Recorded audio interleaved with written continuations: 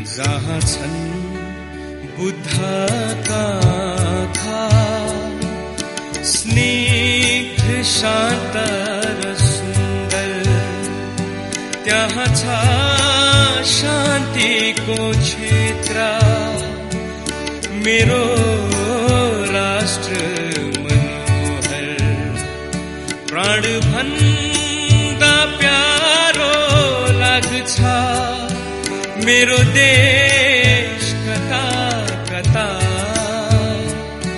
छल्किन्छ ममता मेरो भावगङ्गा जता तता।